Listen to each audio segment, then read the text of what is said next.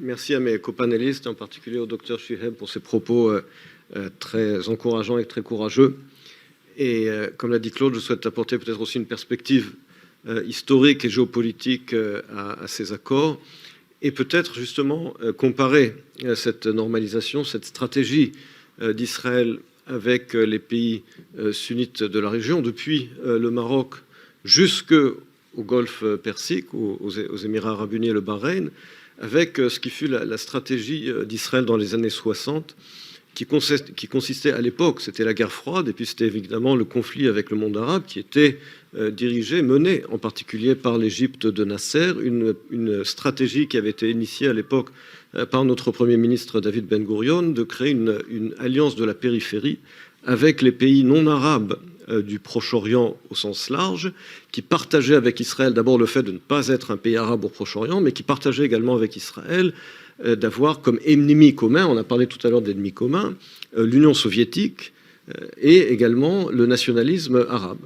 Ces pays, c'était l'Iran, c'était l'Égypte, c'était la Turquie, c'était également l'Éthiopie, c'était également les Kurdes, c'était également les Maronites du Liban, les Sud-Soudanais. Et effectivement, cette stratégie avait réussi puisque, je rappelle, cela paraît être un autre monde. Mais dans les années 60, eh bien, nous avions une agence de sécurité commune entre le Mossad et l'Iran et la Turquie.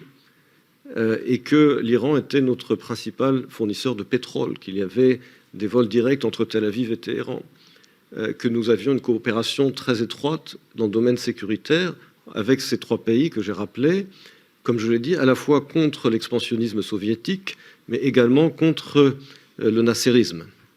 Et puis petit à petit, cette alliance de la périphérie, elle est tombée en désuétude pour des raisons de politique interne de ces trois pays. Il y a d'abord l'empereur Haïl Sélassié qui a été renversé en 1974, puis la révolution islamique en Iran en 1979, puis l'accès de Erdogan au pouvoir en Turquie en 2002, qui fait que finalement, avec l'Iran est devenu véritablement un pays ennemi dès l'instant où d'abord la guerre s'est terminée avec l'Irak en 1988, où l'Iran a repris son programme nucléaire qui avait été suspendu pendant la guerre Iran-Irak, et puis s'est engagé dans des attentats terroristes à travers le monde contre des cibles juives et israéliennes.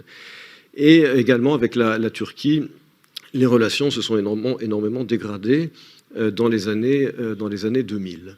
Et à quoi est-ce qu'on assiste aujourd'hui? Eh bien, finalement, aujourd'hui, Israël a inversé, si vous voulez, sa périphérie. Aujourd'hui, nous avons une alliance avec le monde arabe sunnite contre l'Iran, contre la Turquie, autrement dit, contre nos anciens partenaires. C'est un véritable renversement de situation.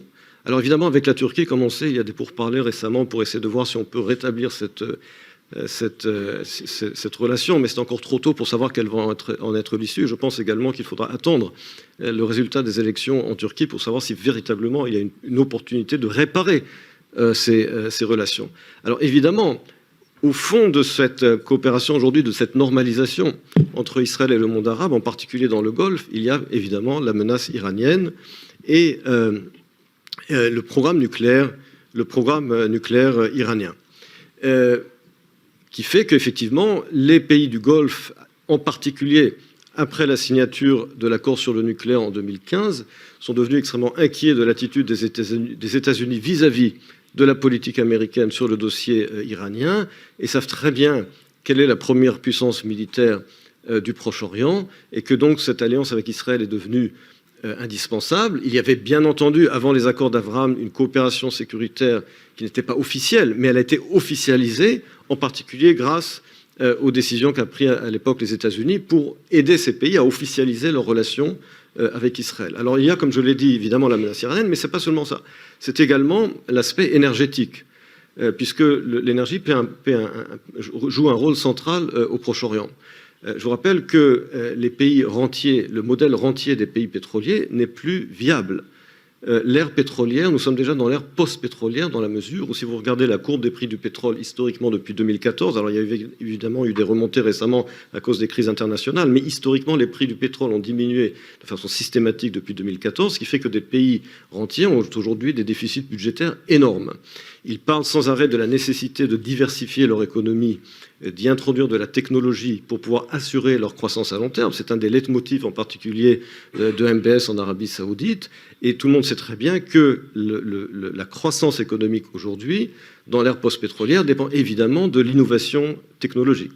Vous dites innovation technologique et Proche-Orient, de nouveau, vous arrivez à Israël. Donc cette coopération avec Israël, c'est également la volonté de diversifier des économies rentières qui ont besoin d'assurer leur croissance à long terme. Et dernier point, on le voit également dans le... J'ai parlé de cette stratégie de la périphérie inversée, mais cela est vrai également dans nos relations entre la Turquie et la Grèce, puisque justement, du fait du conflit entre la Turquie et la Grèce, et du fait que le fait qu'Israël avec la Turquie avait des relations très poussées, en particulier dans les années 90, lorsque la Turquie a décidé d'établir des relations diplomatiques pleines et entières avec Israël en 1992, et même de signer un accord de coopération militaire 4 ans plus tard. Donc vous voyez jusqu'à quel point c'est arrivé. Et justement, du fait du conflit entre la Turquie et la Grèce, eh bien, nos relations avec la Grèce étaient très mauvaises. C'est uniquement en 1991 que la Grèce a reconnu Israël, a établi des relations diplomatiques avec Israël. C'est très tard.